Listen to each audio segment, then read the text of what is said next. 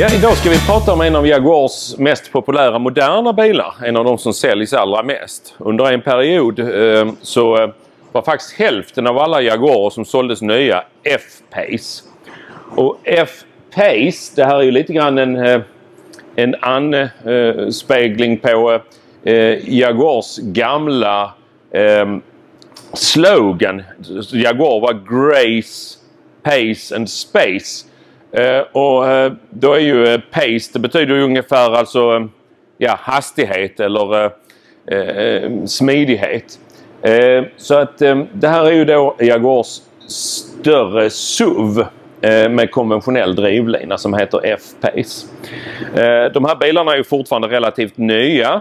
Så att de allra flesta av dem många av dem har ju fortfarande fabriksgaranti kvar och så det är klart att man inte riktigt behöver på samma sätt vaksam som när man köper en äldre bil. Men vi ska titta lite grann på saker som man kan tänka på när man köper dem. För det första, det som är, man måste vara väldigt vaksam på när man köper en modern Jaguar av något typ. Det är ju att utrustningen kan skilja dramatiskt mellan olika exemplar. En modern Jaguar, det är som menyn på en bättre restaurang, att det ingår ingenting utan det ingår i stort sett en ratt och stolar.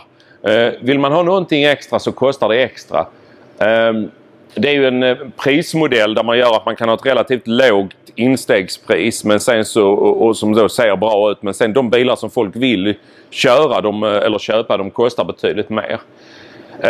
Det i sig själv är lite krångligt för att man jämför gärna med ett nypris. Om man tittar på en snart 3 år gammal bil som denna, som då kostar i runda slängar 400 000 kronor. Och så jämför man den med att man kan då få en kampanjbil alldeles ny från Jaguar för 479 eller någonting. Då tycker man att den här är för dyr. Det man då glömmer är att en bil med den här utrustningen, den kostar kanske närmare 700 000 kronor ny. Det är också så att man måste jämföra väldigt noga mellan olika exemplar. För att även en bil då som är jättevälutrustad och dyr, den kan då fattas någon utrustning som man själv tycker är jätteviktig. Den kanske har jättedyra fälgar och den har jättedyr stereo och den har glastak och så vidare. Men för dig är det oerhört viktigt att den har eluppvärmd ratt. Och det har då inte just den här bilen till exempel. Så att det är jätteviktigt att man jämför och tittar mellan olika bilar och säger att den bilen man är intresserad av verkligen har den utrustningen som man själv kräver. Vi kan börja med att titta bak. Den här bilen har då elektrisk baklucka. Väldigt trevlig finess, särskilt på en bil som är så här hög och svårt att nå. Den har också ett väldigt stort bagageutrymme som ni ser med delbart baksäte och man kan få plats med oerhört mycket saker här bak. Däremot har denna bilen då inte sån här fjärrstyrning av baksätet, utan vissa bilar de har så att man kan fälla baksätet med hjälp av spakar här, så det är mycket lättare.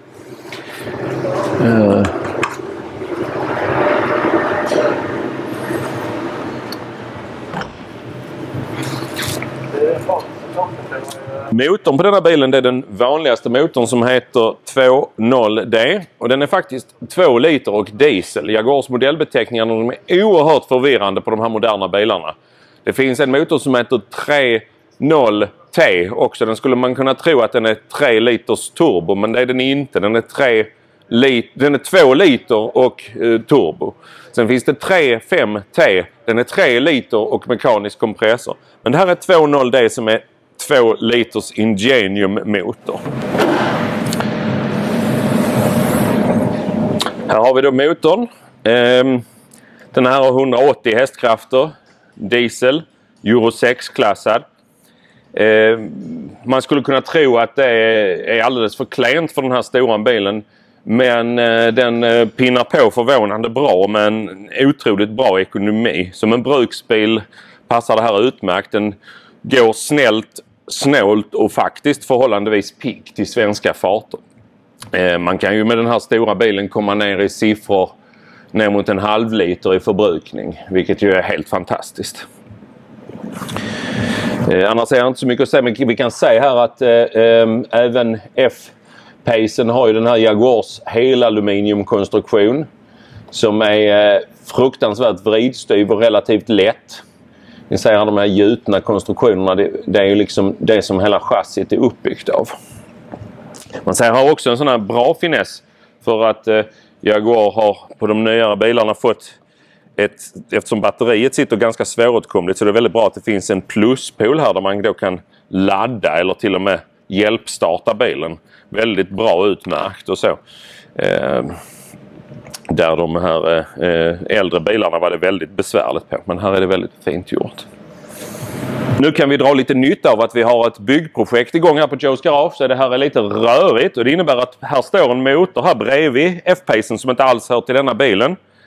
Det är som ni ser en 3 liters F-Type motor. SC betyder supercharged. Som ska hamna i en F-Type där vi tyvärr har fått en motorskada. Det som är lite roligt här, det är ju nämligen det att den här motorn finns ju även i F-Pacen. I modellen som heter 35T. Där sitter då den här 3 liters kompressormotorn på 340 hästar. Och i F-Pace S-modellen så finns det 380 hästars varianten av samma motor. Och det är ju de V6 med remdriven kompressor supercharger. Den sitter normalt sett här uppe. Den förvandlar ju bilen till ett rent krutpaket såklart med en förbluffande bra väghållning. Faktiskt så känns den riktigt sportig att köra med de här motorerna. På lite knixig väg är den helt fantastisk för man ser så bra i kurvorna och den ligger faktiskt som ett så kallat strykjärn. Jaguar har ju lyckats väldigt bra med väghållningen på den här bilen. Det som jag tycker personligen är att man inte ska ha alldeles för stora hjul på F-Pacen, för att har man 22-tums hjul så blir de väldigt, väldigt stötiga. Man har varit tvungen att ha en ganska hård fjädring för att de ska gå just sportigt och stadigt i kurvorna, och då tillsammans med väldigt låga däck så blir de väldigt stötiga. Vi ska titta under bilen också.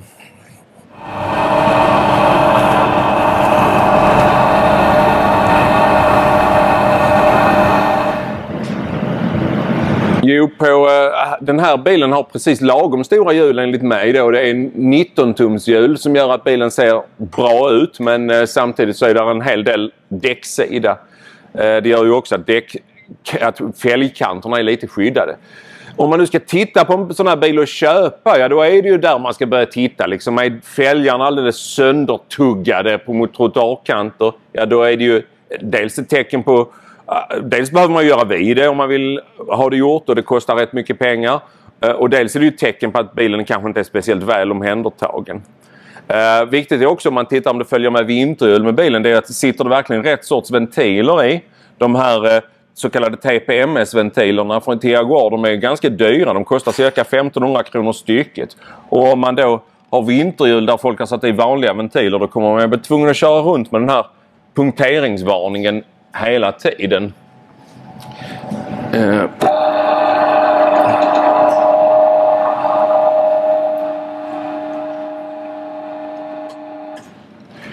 Nu ser vi också att här under är ju det mesta inklätt med plastkåpor. Det är inte mycket vi kan se här som vid en snabbare titt. Som sagt, för de flesta av de här bilarna har ju garantier kvar och så. Kan vara väldigt vettigt att kolla upp bilen innan garantislut hos en oberoende verkstad, till exempel oss.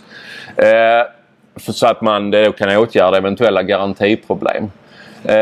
Utan det är ju så att det man ska titta efter som vid ett sånt här köp, det är kanske främst att tecken just på att bilen har blivit illa behandlad. Den har kanske varit ute i skog och mark som det ju lite grann inbjuder till. Och man ser att det är skador på såna här plastpaneler, underskydd, kanske till och med bucklor i avgassystem och partikelfilter och sånt. Då ska man ju dra öronen åt sig, för att det tyder ju på att bilen är dåligt skött, och vill man ha det fixat blir det ju också dyrt.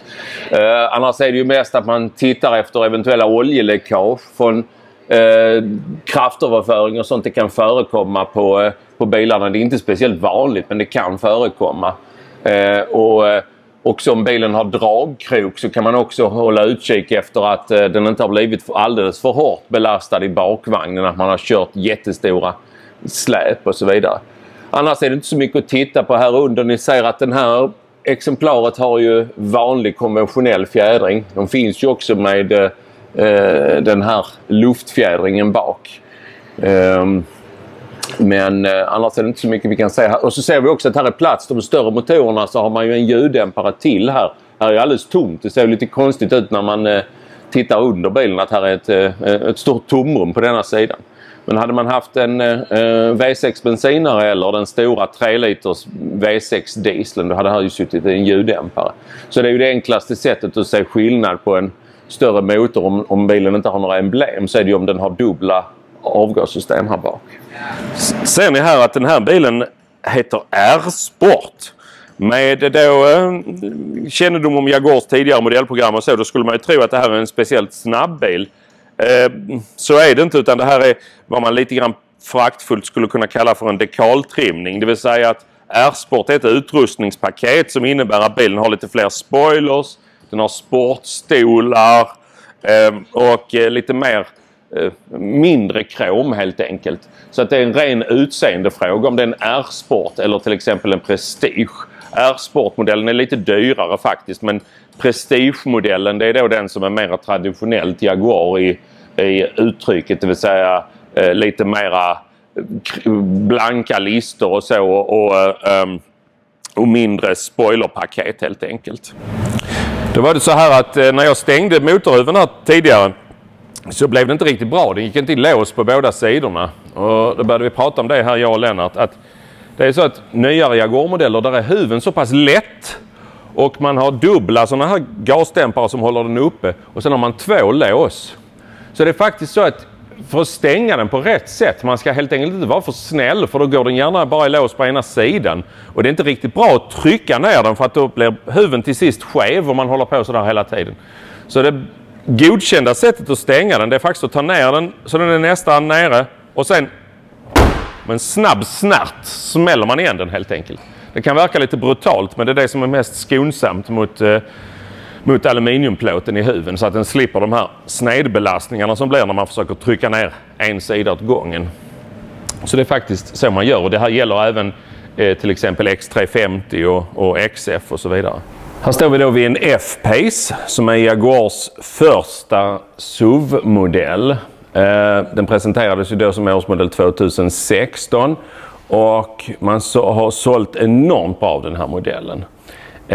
Vi har en period så sålde man ungefär hälften av alla sålda Jaguar var F-Pace.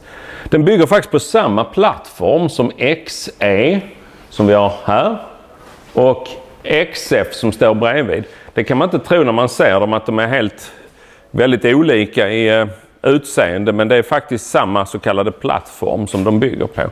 Det är fördel med dagens plattformstänk att man kan liksom utnyttja stordriftsfördelar i produktionen.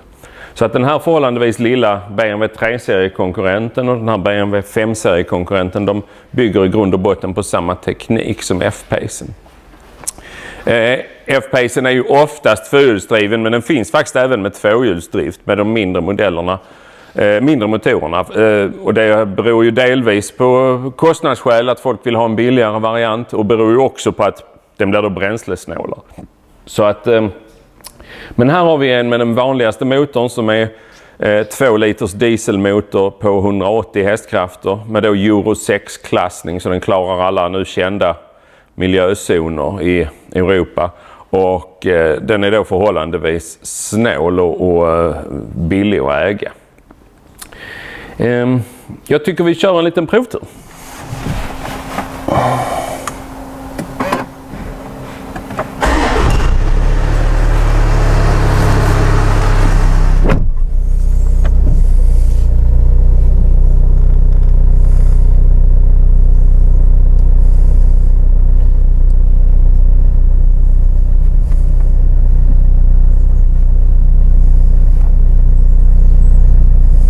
Så, nu när vi sitter här på förarplatsen så kan vi prata lite om utrustning. Det är nämligen så att de här bilarna, det har jag kanske nämnt förut, men det förtjänar att nämnas igen, att de här bilarna är ju individer. Nästan ingen bil är egentligen helt identisk med en annan, för att nästan allting fick man köpa extra när bilen var ny. Det fanns ju vissa grundpaket, Prestige till exempel, där läderklädsel ingick. Det fanns ju då en modell som heter R-Sport som är denna, va? Där man har lite tuffare kjolpaket, man har en sån här sportratt med R-emblem. Det har alltså ingenting med motorn att göra längre, det här med R-sport. Däremot är bilarna i övrigt som sagt var stora individer. Den här bilen har till exempel det väldigt trevliga glastaket som då är både man kan öppna så att man får ljusinsläpp. Och man kan även öppna taket helt och hållet. Det ska vi inte göra just nu för det ligger så mycket vatten på det. Och den har då fullt elektriska stolar med alla möjliga inställningsmöjligheter inklusive pumpbart svankstöd. Och den har även minne i stolarna. Då skulle ju många bilhandlare, de skulle ju förledas och säga att den här bilen är minsann fullutrustad för den har så mycket utrustning. Det stämmer givetvis inte alls för att den fattas ganska många saker om man vet vad man pratar om. Det är så att till exempel så har den då inte elektriskt uppvärmd ratt som väldigt många har. Men den har elektriskt uppvärmd framruta. Elvärmestolar är en sån sak man måste kolla. Det är faktiskt inte en standard i Sverige rent teoretiskt sett. Givetvis beställs ingen bil utan det, men det är någonting som kostar extra även på den svenska marknaden. Så att man måste se till att den här knappen verkligen finns. För det är en sån där grej att en bil utan elvärmestolar i Sverige, den är svårsåld för att uttrycka sig milt.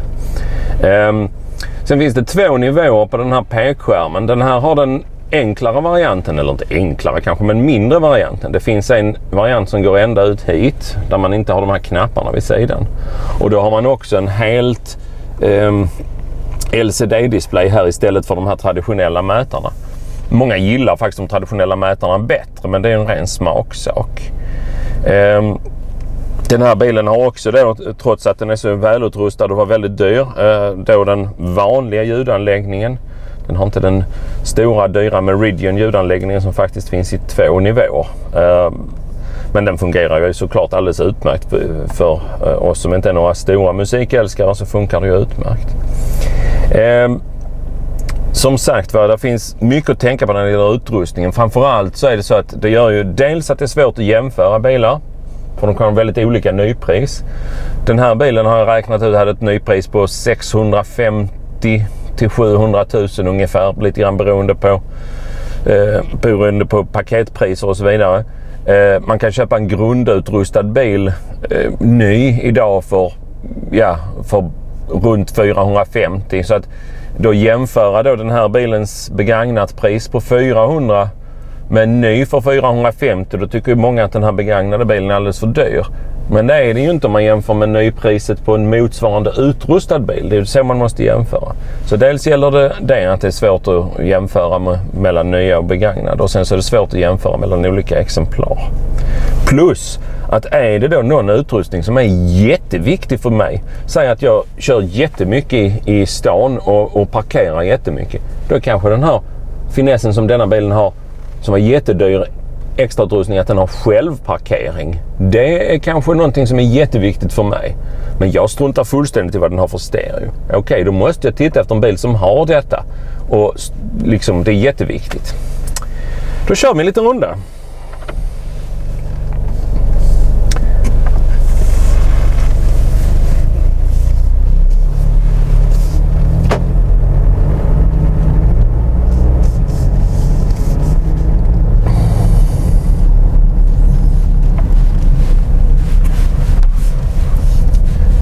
Kände vi här i ett gupp att man kan säga det att alla SUV-modeller, de lider ju egentligen av ett grundproblem i att de är så pass höga. Och det gör ju att tyngdpunkten är hög, och för att få en bra väghållning som Jaguar har prioriterat, då måste man ha en relativt hård fjädring. Annars så skulle bilen luta alldeles för mycket i kurvorna helt enkelt. Det gör ju också att de här bilarna är ju, i mitt tycke så passar de inte speciellt bra med de allra största hjulen, för då blir de ännu stötigare. Så att 19 tums eller möjligen 20 tums, det är ju max. De finns ju även med 22 tums hjul, och visst, det är jättetufft, men i mitt tycke inte är den optimalt för bilen.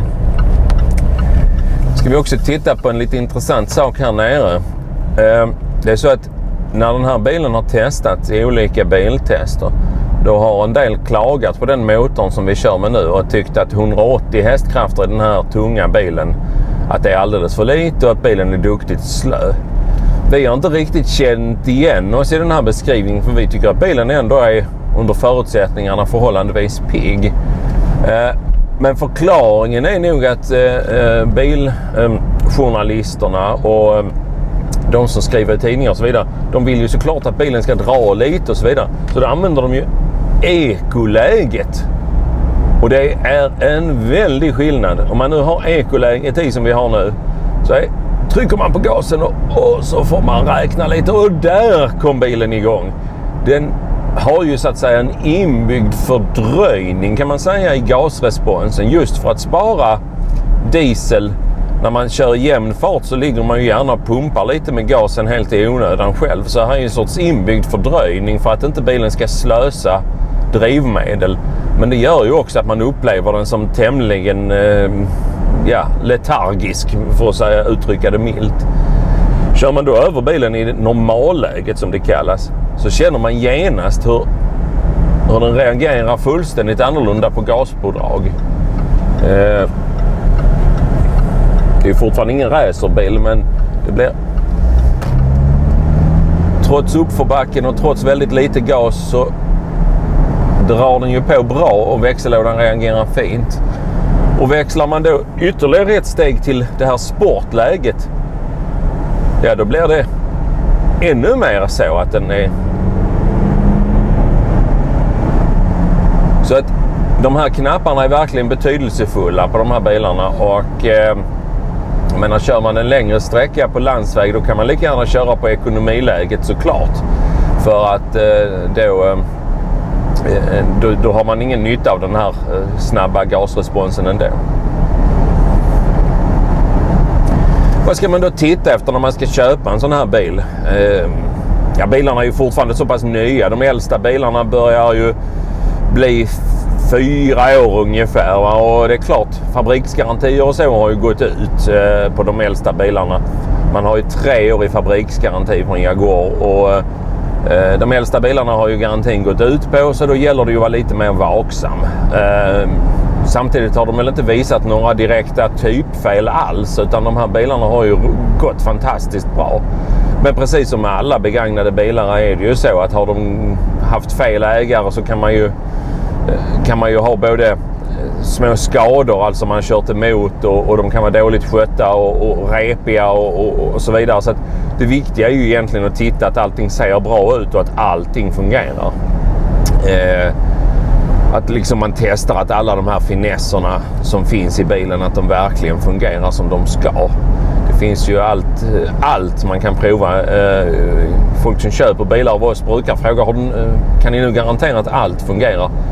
Brukar jag svara att jag kan garantera att allting jag har provat fungerar, men sen är det ju så att det finns finesser som man kanske inte alltid tänker på, och det kan ta flera månader för en bilägare att förstå vad en viss knapp är till för egentligen, om man inte skådar bruksanvisningen. Till exempel finns här ju på många av de här bilarna har man ju en sån här anti-slirfunktion. Då kan man ta sig fram när det är väldigt lerigt eller sandigt eller så. Den går inte att koppla in om man inte står still, som ni säger, va? Då kan man då köra loss om man har fastnat någonstans. Så det här har man ju, den här know-howen, den har man ju då fått via Land Rover-divisionen givetvis. Jaguar är ju samma företag som Land Rover. Den här bilen påminner för övrigt att köra och tekniskt sett väldigt, väldigt mycket med Range Rover Evoque och Land Rover Discovery Sport, och även Range Rover Velar. Alla de här bilarna har ju väldigt snarlik, de är väldigt nära varandra egentligen, och ibland kan man undra hur många liknande bilar man behöver inom en koncern. Men Jaguaren ska vara den sportiga, Range Rover ska vara den lyxiga, och Land Rover ska vara den tuffa, så att säga, i den här trion. Så man har egentligen 3 olika varumärken som delvis överlappar varandra. Men drivpaketen är ju exakt samma och väldigt mycket av knappar och ergonomi är ju precis likadant också på en Land Rover eller Range Rover. Nu var det ju så att vi pratade tidigare om att de har en ganska hård fjädring. Och det är ju som sagt var en sorts kompromiss för att man ska ha en bra väghållning samtidigt som man har den här lite högre karossen och längre fjädringsvägen som då är idag så oerhört populärt. Det gör ju också att särskilt med de starkare motorerna så är det här en fantastiskt rolig bil att köra trots sin storlek och höjd. Jag körde en precis likadan bil fast med 340 hästars bensinmotor kompressormatad när vi var på Jaguar-klubbens sommarmöte nu 2019 och den bilen att köra på små kurviga asfaltsvägar, den var väl så roligt som att köra en F-Type på samma vägar. Fördelen var nämligen att i de här små kurviga uppländska vägarna så såg man inte speciellt bra om man körde en för låg bil. Man såg inte över runt kurvorna på grund av att det var fält vid sidorna. Men i den här bilen då såg man över fälten och kunde säga att det var fritt så man kunde gasa på betydligt mer utan att det kändes osäkert på något sätt. Så den var fantastiskt rolig att köra på småvägar. Den krängde i princip inte alls och en fantastisk motorrespons. Det har vi också inte pratat om så mycket, men det finns ju ett flertal olika motorer. De vanligaste motorkombinationen är ju den vi sitter i nu, 180 hästars diesel. Men det finns ju dels större dieselmotorer. Det finns framförallt en V6 med 300 hästar och dubbla turbo. Också den Euro 6-klassad.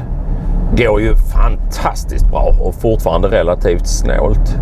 Sen finns det en mellanvariant där man har samma motor som denna egentligen fast på 250 hästkrafter. Den är ju, har jag i ärlighetens namn aldrig provat, men den är säkert väldigt trevlig. Och sen så finns det ju då bensinmotorerna. Dels finns det då den här 4-cylindriga Ingenium-motorn med bensinturbo. Finns det ju då på 300 hästkrafter och på vissa marknader även 250. Sen finns det ju då den mer traditionella Jaguar-motorn, V6 bensinmotorn med kompressor. Det är ju samma motor som sitter i F-typen. Den finns både med 340 hästkrafter och med 380 hästkrafter. Om den har 340 hästkrafter i den här bilen så kallas den av någon obegriplig anledning för 35T. Den är ju nämligen varken 3,5 liter eller turbo, men så är det i alla fall. Och har den då 380 hästar då kallas modellen för S. Då blir ju bilen en ren sportbil med 380 hästkrafter givetvis. Har även kommit en F-Pace R nu alldeles på slutet med V8-motorn. Den är säkert ofantligt rolig att köra och ofantligt dyr att köra också med dagens bonus-malus-system i Sverige och även då en relativt hög förbrukning. Då är det så att nu har vi ju dåligt med bensin så det är därför vi har svängt in på furumacken här för att tanka. Bensin har vi ju ingen alls förstås för det är en dieselbil det här. En liten kul grej som jag lärde mig ganska nyligen och säkert majoriteten av er redan vet, det är ju att på nästan alla bilar så är det så att den berättar för oss vilken sida tanklocket sitter på. Ni ser här hur den blinkar till den här stora gula lampan och då är det en pil till höger och mycket riktigt sitter tanklocket på höger sida. Så att den berättar faktiskt för oss var vi ska tanka. Och då är det så att, och nu får vi också testa en grej här om bilen nu, ni hör ju att den inte är igång, va? Men det är start-stopp-systemet så fort vi nu släppte bromsen så startar ju bilen igen. Det är ett system som ger många frågor. Många kunder de tror att deras start-stopp-system inte fungerar för att de tycker aldrig att bilen stänger av sig. Utan vi hade en kund senast häromdagen som sa att ja men det verkar helt slumpmässigt. Ibland går det, ibland går det inte. Ja, det är precis så det är nämligen. Att bilen övervakar kontinuerligt hur mycket bensin som finns, hur mycket eller diesel, hur mycket ström som finns i batteriet, hur kallt det är ute, vilka krav luftkonditioneringen har, För att luftkonditioneringen kan ju inte gå om motorn är avstängd. Så det gör ju att är bilen inte helt säker på att den ska klara alla de här kraven med motorn avstängd, då stänger den heller inte av sig. Så att man kan ha bilar under vissa betingelser, särskilt på vintern, så kan det gå flera veckor innan motorn någonsin stänger av sig. Och det är helt normalt. Det gäller ju både XJ och XF och XE och alla de här bilarna med start-stopp-system. Men nu ska vi se till att tanka lite.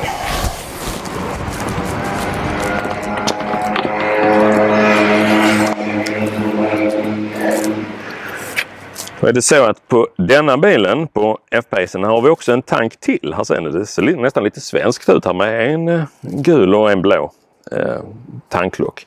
Här fyller man på AdBlue som är det som används för att den här avgasreningen ska fungera perfekt. Det sprutas ju in ett sorts urinämne i avgaserna efter katalysatorn, om jag har förstått det hela rätt. Och det minskar ju då utsläppen av vissa farliga ämnen med rejäla proportioner. Det här är så att det ska normalt sett klara sig en hel service. Det är en väldigt stor tank och det är därför den sitter här bak också, för att den ska ändra, för att om den är full eller tom har rätt stor betydelse för bilens viktfördelning. Men det är så att det ska normalt sett klara sig mellan servicerna. Om det inte gör det så är det inte speciellt svårt att fylla på. Det står i instruktionsboken hur man gör och man kan köpa sån här AdBlue-vätska på alla mackar. Det är alltså samma AdBlue-vätska på en Jaguar som på en Mercedes som på en Volvo. Så det är inget konstigt egentligen. Många är väldigt oroliga för detta. Och det är så att kör man alldeles för länge med den här varningen att AdBlue är slut, då kommer bilen faktiskt inte att gå längre. Och det beror ju på att de vill verkligen att man ska ta det här på allvar. Annars fungerar inte avgasreningen. Och är det så att man kör helt slut på det, ja då måste man ju till en verkstad som gör någon omprogrammering och så vidare. Så att man ska inte strunta i den här indikeringen, men man kan alltså köra med den i flera dagar utan att det är något problem. Som klart, som på alla dieselbilar, är det ju så att absolut inte tanka någonting annat än diesel. Så gör man det så är det ju så att man förstör ju för enormt mycket pengar. Man bör ju byta i stort sett allt för att vara säker på att bilen ska klara sig, och det går ju på precis hur mycket pengar som helst. Så att jättenoga att man tankar rätt drivmedel. Och det har hänt väldigt många gånger med även väldigt kunniga bilmänniskor att de har kommit in och har råkat tanka fel. Och i bästa fall så är det ju några tusenlappar på att göra rent bränslesystemet totalt. Och i sämsta fall får man ju byta både bränsletank och bränslepumpar och spridare. Och vi har till och med haft en som har kört sönder hela motorn på det sättet. För att flagorna från den havererade dieselpumpen gick in i cylindrarna och repade cylinderväggarna. Så att, jätteviktigt med drivmedlet såklart. På ett annat sak på drivmedel är att Jaguar har än så länge inte godkänt de här bilarna för det som heter HVO 100. Så vill man att garantier och sånt ska gälla som de ska så att säga, så måste man ju tanka vanlig diesel så att säga. Jag tror personligen att det här är en tidsfråga innan man kommer att godkänna den för den här HVO 100, för att den är ju framtagen för att ha motsvarande egenskaper, och jag tror att man måste göra det för att klara de här miljökrav och så vidare. Men vi är inte där ännu, så vill man vara på den säkra sidan så tankar traditionell diesel.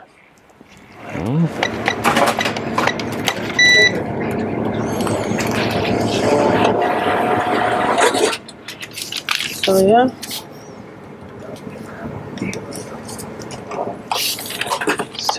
Tack Angela, vi ses. Hej. Så nu ska Lennart få provköra bilen här också.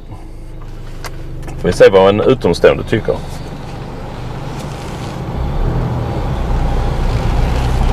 Det är spännande, stor bil. Ja. Det är intressant att du säger det, för många har varit lite tveksamma till de här bilarna och sagt att den är så stor. Men yttermåtten är ju faktiskt mindre än på en XF. Men det är bara det att den är högre, så den ser ju väldigt stor ut. Det känns väldigt gedigen. Ja, kvalitetskänslan är ju väldigt hög i de här bilarna. Ja, även om jag kör normalt en Asiat som också har bra kvalitet, men det här är skillnad. Ja. Det är Visst, jag brukar säga att man märker ju faktiskt prisskillnad i bilar också när man sitter i dem. Och det här är ju en väldigt, väldigt dyr bil från början. Ja, och det här är ju också typiskt, det här kallas för hundvalpsavslutet med säljare. Ni vet ju där frun och barnen vill ha hund, men pappa vill inte, absolut inte. Och så åker de sist till en kennel och pappa sa nej, vi ska inte ha någon. Och så den kennelägaren då sätter ju hunden i famnen till pappan och säger ingenting, så bara där och så håller de ju på och kälar med hundarna och sånt där, och så säger mamma, nej men vi skulle inte ha någon. Ja, säger pappa där när han sitter och klappar den här lilla hundvalpen, ska vi inte denna följa med hem? Och det är precis typisk säljare. Alltså ge nycklarna till Jaguaren och så provar du den här. Det är bara köra. Så kommer ha-begäret. Hur mycket, var kan jag pantsätta huset? Och har man inget hus att pantsätta så finns det ju alltid någon kroppsdel man kan sälja eller så på. Den diskussionen hade vi med Jaguarklubbens ordförande när vi hade in en Project 7. Han funderade på om han kunde sälja sina njurar någonstans, att han kunde köpa sin F-Type Project 7. Men det blev inte så. Gick till Belgien istället, till en herre som uppenbarligen hade tillräckligt med pengar utan att pantsätta kroppsdelar. Så att, ja, vad säger du, Lennart? Är du fortfarande nöjd? Följer den med hem eller? Nej, jag får hålla mig. Det får räcka med filmen. Men visst, suget finns det.